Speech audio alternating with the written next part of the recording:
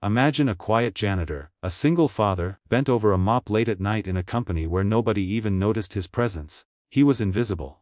Until the moment he opened his mouth and spoke flawless Japanese to the silent CEO, leaving the entire boardroom frozen in shock.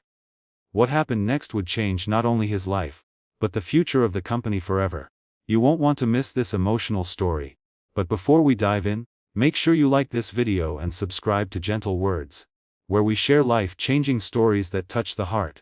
Daniel Reyes was a man most people walked past without noticing, a single dad working the late shift as a janitor in one of the tallest corporate towers in the city. His mop and bucket his only companions as the world of executives, polished shoes, and expensive suits rushed past him every day. To them, he was part of the background, a man whose face blurred into the dull hum of fluorescent lights and polished marble floors, but behind his tired eyes was a story that no one cared to ask about, a life that carried both pain and resilience, and a secret skill he had not used in years.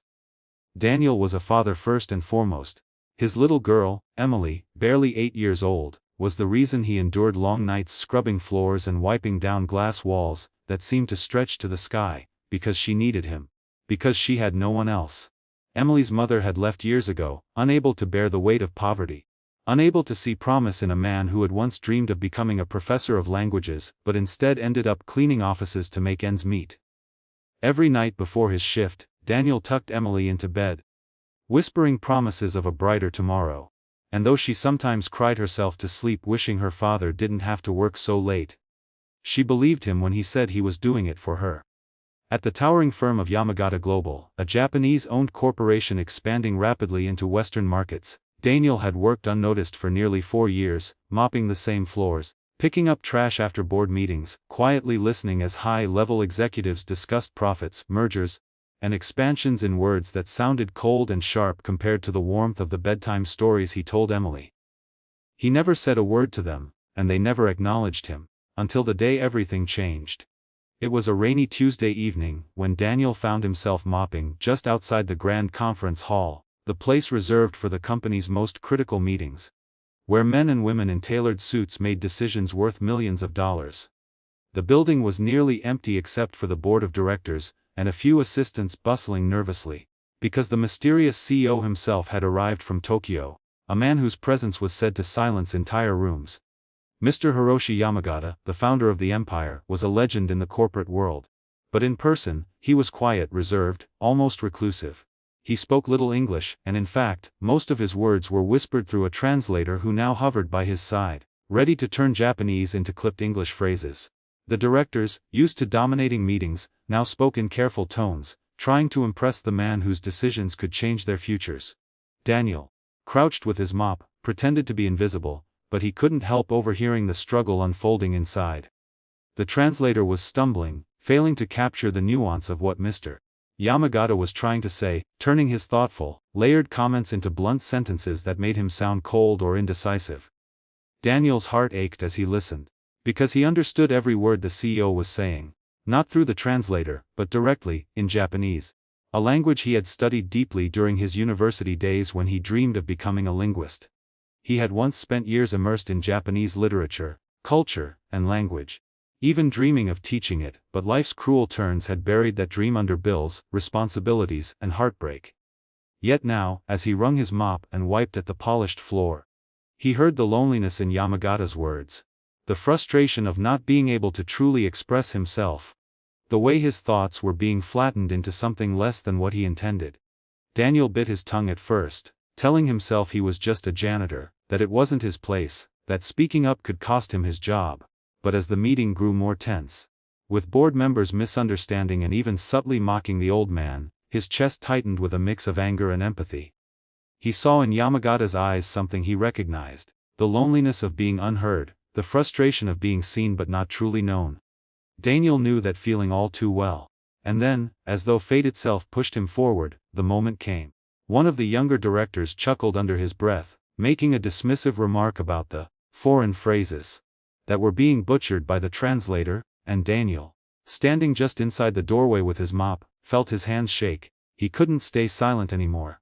Slowly, nervously, he lifted his head, looked directly at the silent CEO, and in a clear, respectful voice he spoke in perfect Japanese. Sumimasen Yamagata-sama, watashi wa anata no atiru kodo o rikai shedimasu, sono hanyaku wa anata no kokoro o tsuteidimasen. Excuse me, Mr.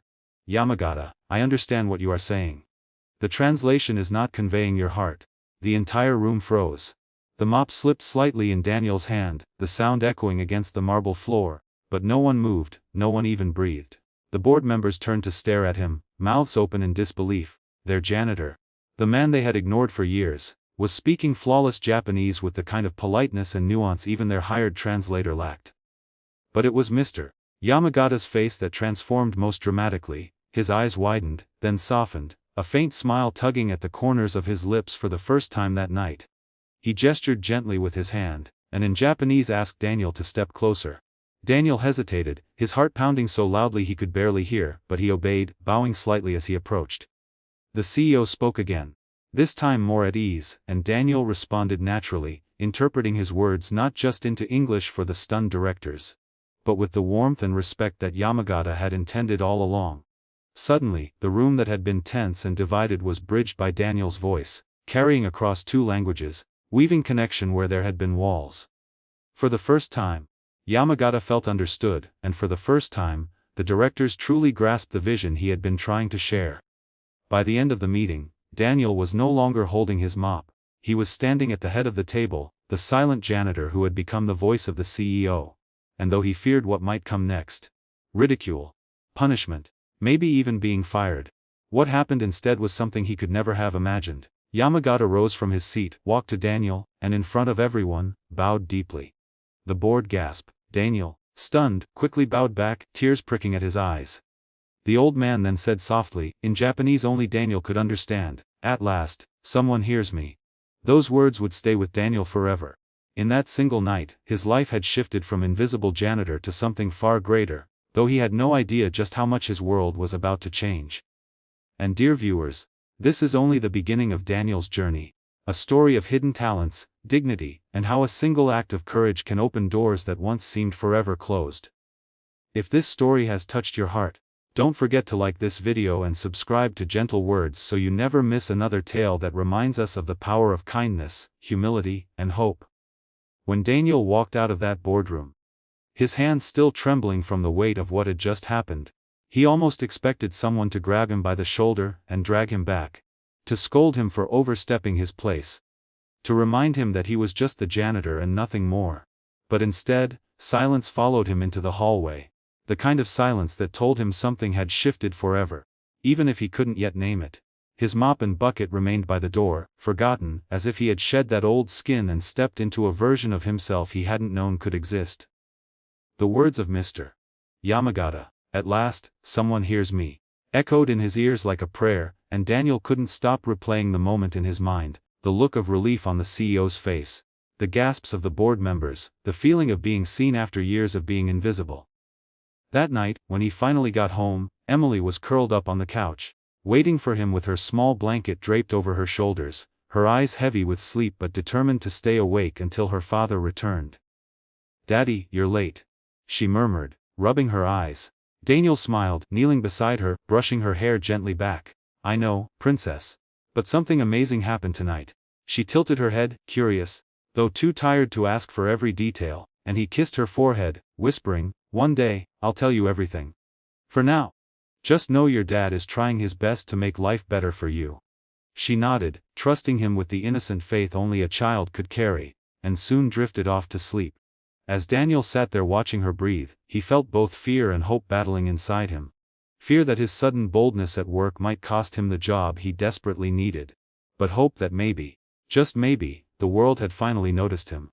The following evening when he returned to work, the atmosphere in the building felt different. The security guard, who usually gave him no more than a distracted nod, looked at him with surprise, almost as if he'd overheard some rumor. The other janitors whispered among themselves, and when Daniel pushed his cleaning cart toward the executive floor, he noticed people glancing at him, their eyes lingering longer than usual. He tried to keep his head down, telling himself it was just his imagination, until one of the assistants approached him nervously. "Mr. Reyes?" she asked, her tone uncertain, as if she wasn't sure whether she was addressing the same man she had passed countless times before. Mr. Yamagata has requested your presence in his office. Now. Daniel's heart stopped for a beat. He wanted to say there must be some mistake, but the assistant's expression made it clear there was no error. Somehow, impossibly, the CEO wanted to see him. Walking into that office felt like stepping into another world.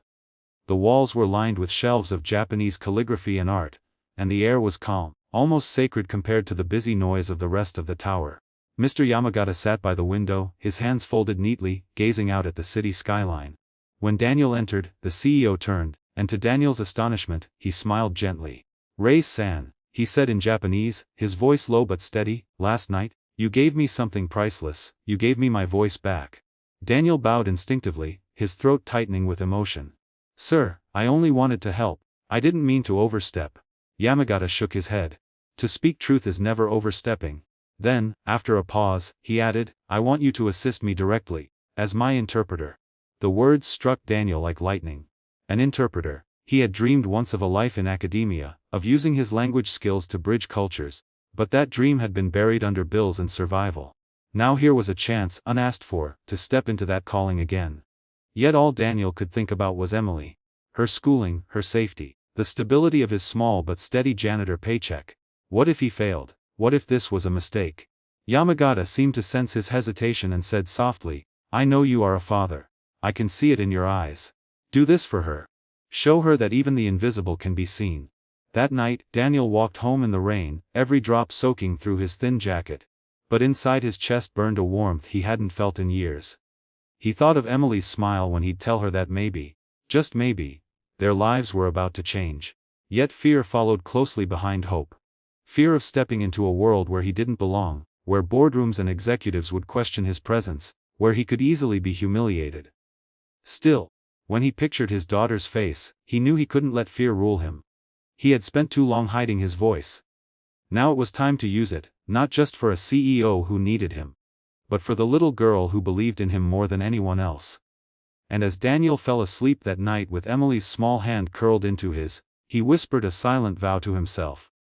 That he would seize this chance, no matter the risk, and that he would never again let the world convince him that he was nothing more than a man with a mop.